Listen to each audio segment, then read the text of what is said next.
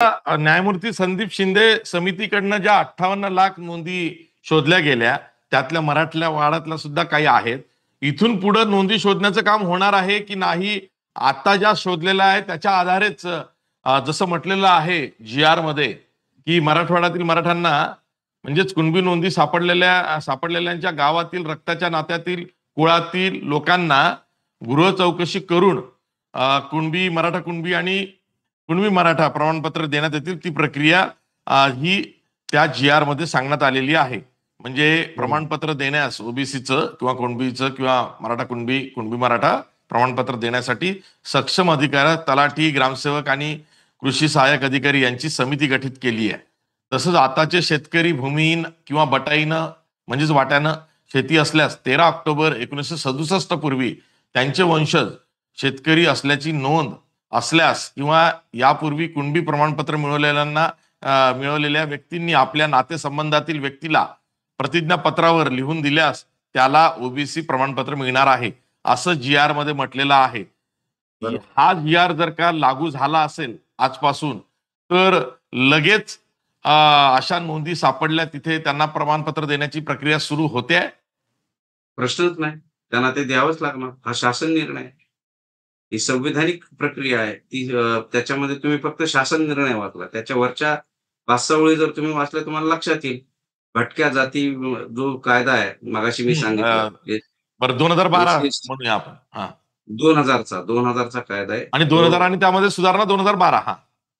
2012ला झाली आणि त्याच्यानंतर ती सुधारणा 2024ला देखील झाली. 18 जुलै 2024 मसुदा दिला तुम्हाला. अधिसूचना मसुदा तो नोटिफिकेशन आलं. आणि त्या नोटिफिकेशन नंतर तुमच्या ह्या इव्हिडेन्शियल व्हॅल्यू जो आहे, हे तपासून तुम्हाला त्या 32% मध्ये ज्या ओबीसी साठी रिझर्वेशन आहे आज महाराष्ट्रात, तर त्याच्यामध्ये तुम्हाला जाण्याचा हा मार्ग मोकळा झाला. ओबीसीना धक्का लागतोय का? जसा आरोप केला जातोय ओबीसी संघटनांकडून मला ओबीसीच्या आताच्या कोट्याला धक्का लागतोय या जी-आर मध्ये? अजिबात नाही. त्याच्यामध्ये तुमची प्रक्रिया तुम्ही ओबीसी आहे हे सांगण्यासाठीचा हा मार्ग आहे. तुम्ही असं कसं म्हणू शकता की ओबीसी हा फक्त ओबीसीसाठी आहे? ओबीसी मध्ये ते आहेत हे सांगण्यासाठी. आणि ओबीसी समाज नाहीये, ओबीसी प्रवर्ग आहे. हा प्रवर्ग आहे. ही काय जात नाही ओबीसी. संविधानानं 3च घटक तिथे दिलेले आहेत यापूर्वी 93 इंदिरा साहनी असताना ते, आणि आता थोडेसे एसीबीसी तो 18ला आला. परंतु आपल्याला 50%च्या आत ज्या गोष्टी झाल्या, आपल्याला या सगळ्या गोष्टीची जाणीव आहे. 1982 साली अण्णासाहेबांनी या आरक्षणासाठी स्वतःची बलिदान दिलं. अतिशय लढवय्या असा माणूस. जेव्हा या आर्थिक निकषावर त्यांची मागणी झाली, त्यांना त्या पद्धतीत तिथे मागणी करावी लागली. त्यावेळेस सुद्धा 34% रिझर्वेशन तिथे महाराष्ट्रात उपलब्ध होतं. उरलेले 16% होतं. परंतु इंदिरा गांधी आल्यानंतर मंडल कमिशन जो लागू केला, मला वाटतं तत्कालीन सरकार, मला वाटतं मुख्यमंत्री त्यावेळेस माननीय शरद पवार जी होते, त्यांनी हा लागू केला. आणि त्यानंतर ज्या घटनाक्रम झाल्या, मुताटकर समिती होती, त्याच्याकडे इंदिरा साहनीच्या निकालानंतर या समितीकडे पाठवणं गरजेचं होतं. आणि त्याची वैधानिक सगळी प्रक्रिया पार पाडण्यासाठी तुम्हाला हे शैक्षणिक व सामाजिक दृष्ट्या मागासलेले आहेत की नाही, हा कायदा 2005 साली आला. तो अंमलात आला 2009 साली. ह्या कालखंडामध्ये 3 रिपोर्ट येऊन गेले. एक एनसीपीसीचा आला, त्यानंतर खत्री कमिशनचा आला आणि बापट कमिशनचा आला. या सगळ्या कमिशननी कुठेही असं म्हटलं नाही की मराठा हा कुणबी नाही. मराठा म्हणजे कोण? मराठा ही जातच नाहीये. हे सर्वात महत्वाचं आहे. मराठा ही जात नाही.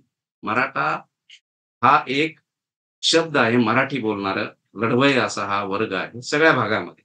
बॉम्बे गॅझेटियर जर तुम्ही अभ्यासलं किंवा त्यापूर्वी तुम्ही डेरेंची बखर वाचली 1600 सालची, 1592 नंतर जसा जिजाऊंचा जन्म झाला, तुम्हाला ह्या सगळ्या गोष्टींचे तिथे उल्लेख सापडतील बकरीमध्ये.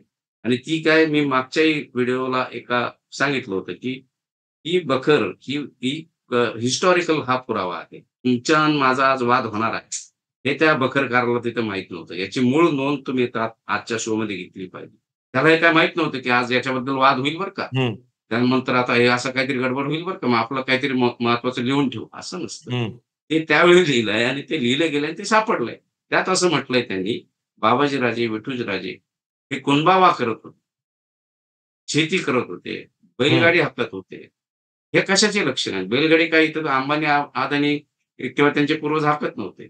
ते आजही व्यवसाय त्यावेळी व्यवसाय करत होते, आजही व्यवसाय करतात.